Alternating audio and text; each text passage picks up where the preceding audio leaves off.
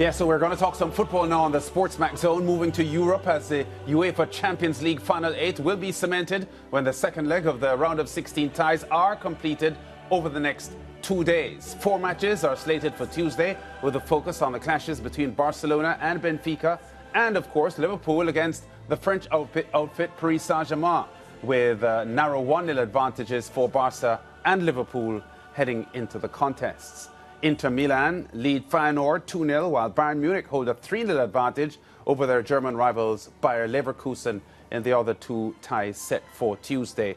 Then on Wednesday, English Premier League teams Arsenal and Aston Villa aim to complete wins against PSV and Club Brugge. Atletico will look to overturn a 1-goal deficit against Real Madrid in the Madrid derby, while Dortmund try to break the deadlock when they play away to Lille. 8 second leg matches, most of them still engaging fixtures. And to help us preview, we have our football correspondent, Juan Giarango, to talk to us. Juan, we can't resist going to the PSG-Liverpool game first, given what we saw last week where PSG were splendid in open play, but they didn't do the most important thing in football, which is to score goals. I know that teams have a different mindset when they go into a first leg match in a two-way tie or a home leg in a two-way tie. What's Liverpool's mindset going into this fixture, given what they endured in Paris last week?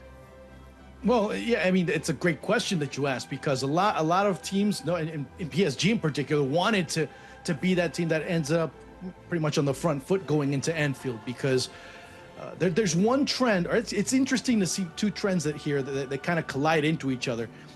It depends on who scores the first goal, if there is a first goal. If Liverpool does, Liverpool have not lost under Arne Slot as if they're able to score the first goal and able to get a 1-0 lead at Anfield so far during his tenure. In the meantime, away from home, PSG haven't lost when they take a 1-0 lead away from home. So that trend is interesting, especially knowing that it's not only a 1-0 lead that PSG have to get, it's maybe a little bit more to advance into the next round, and against arguably one of the 2 best teams in world football in actuality. So knowing that, they're lamenting what they lost, but more importantly, they know they have to recover and recover quickly, and they can do it. Yeah, Arne Slot pre-match was quoted as saying today that PSG is the most complete team Liverpool has faced, and Liverpool will need to deliver their best performance of the season to withstand them on Tuesday. How do you read those comments by the Liverpool boss? I mean, they're fairly accurate. I mean, if you talk to other squads in the Premier League, maybe Nottingham Forest would have something to disagree upon that in terms of what Liverpool have faced so far this season. That being said, it's not too far off what he's saying. I mean, it's a pretty good assertion. And we've even discussed this in the past during Champions League so far this season, how complete and how well-rounded PSG are now that they no longer have the big-time star, or the big-time stars, maybe we should pluralize it, in terms of this, their squad and what they're able to do and how they understand Luis Enrique's message. The thing about PSG is that I mentioned the fact that they had a lot of quality as far as star names were concerned in their starting lineups, and I've been impressed with them this season, so much so that they would have been top 3 in my book as far as favorites are concerned to win the tournament this year. What is it that they've added, you feel, under their head coach, who has now gotten used to the players at his disposal? Everybody runs more, everybody moves more. I mean, you no longer have to, okay, but you know who I am. You don't have that attitude in the dressing room anymore. Everyone's going out there and giving their 10 cents worth. And maybe even if they have to give 10, they'll give 15, they'll give 20. So collectively, it's a team that defends better. Offensively, it's a team that understands its respective spacing, and it's no longer, I'm taking the ball and I have to make things happen because I am so-and-so. And it's again, kind of rehashed to say it over again, but you saw it a lot of times when you had Messi, Neymar, Mbappe all together, and even stars in the past, that they decided to take it upon themselves. Now it's like, okay, let's try and do this together and work it out. It's worked. It's worked. It's crazy to say that. Except they probably wouldn't have minded a Messi to complete a few of those chances that they created in the first leg. 28 shots they had in that first leg, and they just could not capitalize. That has to change tomorrow. Well, we'll have to see if Alisson ends up duplicating that performance too, because I mean, that had a lot to do with that. It wasn't that they were missing; it was that Alisson was playing, and he said it. He's like, "This is one of the best games I've played in my career," and Arne Slot even said, "By the way, that's one of the best goalkeeper performances I've seen as a coach." So that has a lot to do, and you have a very staunch, you have a very aggressive Liverpool side that not only can say, okay, fine, they can absorb the blow, but not only that, they can bounce back with a transition game that they have. Yeah, one of the things that PSG will focus on too is their rebounding ability. Only last season, wasn't it, Juan, that they rebounded from a first leg loss to Barcelona and won 6-4 on aggregate. So they have shown the propensity to come back as a wounded team. Yeah, they have, although maybe this year we haven't seen that as much. They didn't need to. I was about to say that, yeah. I mean, you make a good point. Whenever they've had to, and that is the primary case when the Barcelona tie last time around, that you saw it. This season, they really haven't had to go through that. And yeah, okay, fine. They struggled a bit. They had their dips in Champions League play. But for the most part, they were relatively comfortable going into Champions League. Okay, fine. They didn't go into the top 8. But still, that doesn't really diminish what they've been able to do so far this season.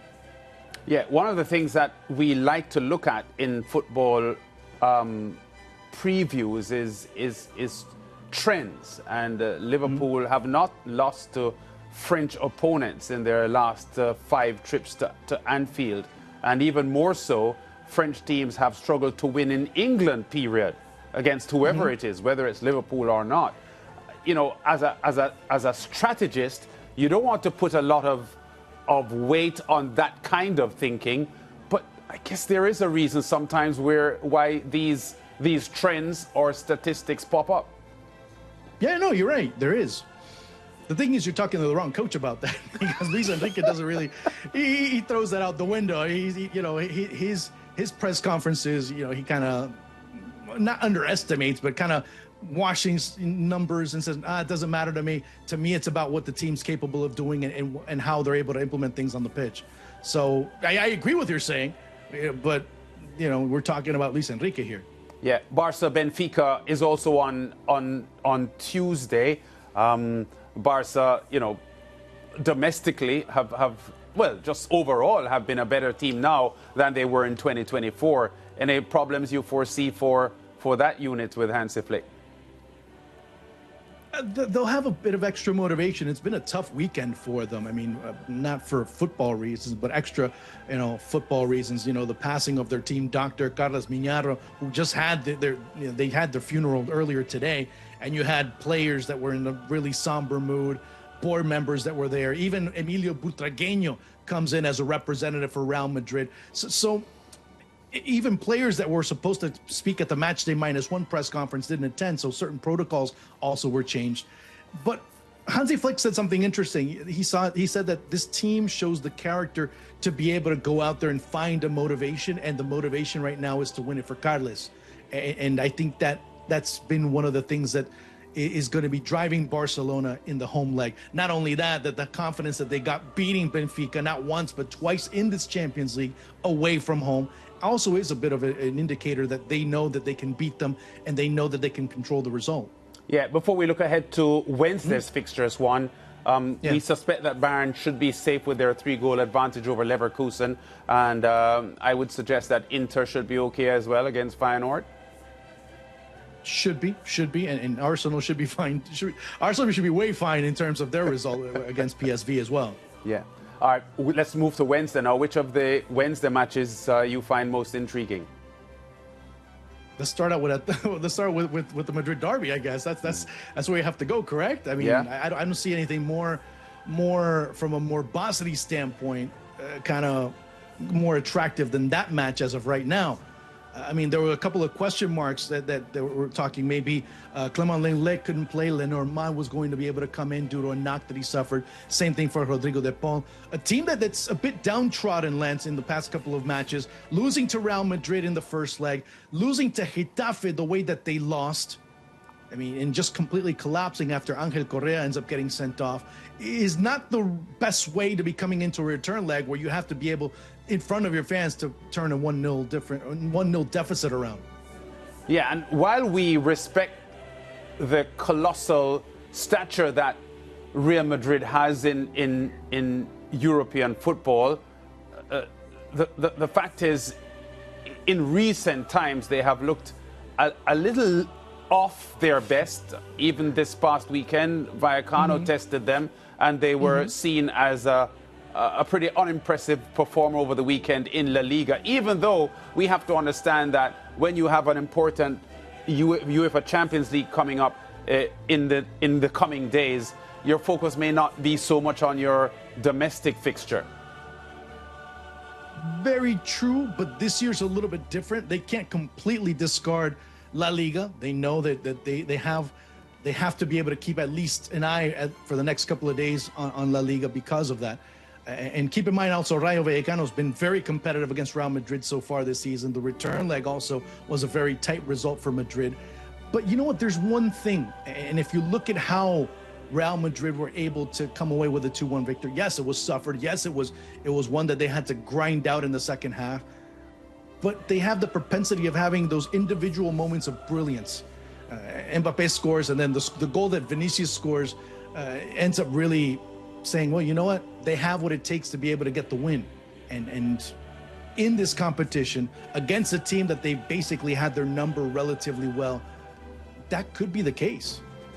Yeah, how disappointed Diego Simeone would have been with the first leg loss of one. I know we reviewed the game, but as we head closer to the return match now, and a one-goal advantage by no means out of reach for Atletico, who is a very, very solid team and playing as well now as we've ever seen them play. What would be going through Diego Simeone's mind now as he prepares for this return fixture, seeing that he just slipped marginally in the first leg? The thing is that if you're slipping marginally in these ties, ends up being the difference. It marginally ends up being the little, the splitting of hairs, if you will, in terms of what they're able to do or not do. And they missed a lot of opportunities. They didn't create as much as you would have thought they would. And now if there's a lesson that they had to get from that match, from the first leg, is that despite you dominating proceedings at that moment, Real Madrid can come back. Because if you remember well, Real Madrid scored against the run of play. Atletico were kind of pressing, they were going forward, and it only took one moment for Madrid to turn things around. And that's the biggest lesson that Atletico have to learn. It's not just being able to play solid offensively or play solid defensively. It's playing football solid for 90 minutes and not having any slip-ups like they did against Madrid, like they definitely had this weekend against Getafe, despite being a man down.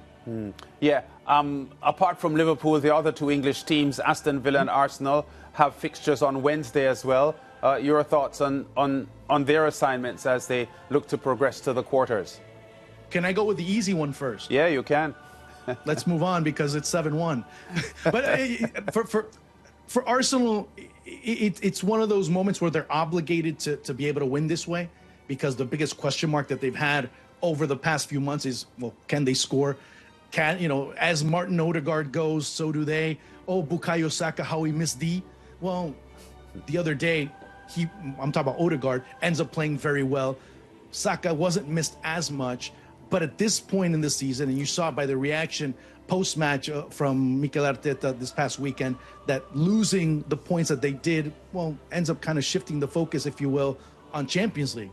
Yeah, well, Club Brugge will have a far more manageable comeback job than PSV will have, as they are 2 goals behind Aston Villa going into the return game. But of course, they travel for that fixture at Aston Villa. Yeah, Villa Park has been pretty much a cemetery for many of the top teams in Europe so far in Champions League this year, and for many in the Premier League as well.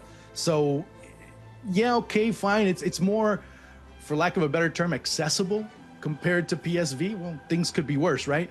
But in terms of what Villa have been able to do and how they've been able to turn around at times, it should be a quasi-formality. I guess I'll leave it like that. Yeah.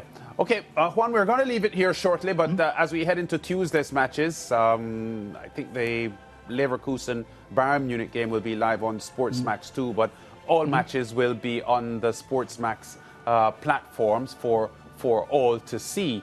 And I think everyone right now is glued to their seats to see what will happen with the Liverpool PSG game, given the fact that we had seen such a thriller last midweek, and the fact that PSG were beaten on a night that in the open play they looked irresistible.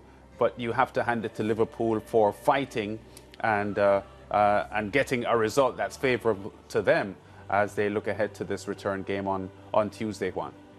That's what champions do. I mean, they at times don't impress and they still get victories. I mean, look at Real Madrid of past. At times they didn't impress, but they're able to win the Champions League. So maybe it's in the cards for them. Who knows? Yeah. All right, Juan, we're going to leave it there. Thanks for talking to us as we look ahead to UEFA Champions League round of 16 second leg matches. So after Wednesday, we'll know the 8 teams that are through to the quarterfinals. Thanks, Juan.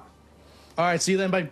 Okay, Bayer Leverkusen do battle against Bayern Munich on Tuesday. And on Wednesday, you can see Reggae Boy Leon Bailey and Aston Villa take on Club Brugge. Both matches kick off at 4 p.m. That's 3 o'clock Jamaica time. Both those matches will be on SportsMax 2. And of course, all matches will be on the SportsMax app, so you can watch any game that you like. We go to break. When we come back, we have more on the SportsMax Zone, including track and field and cricket. Back after this.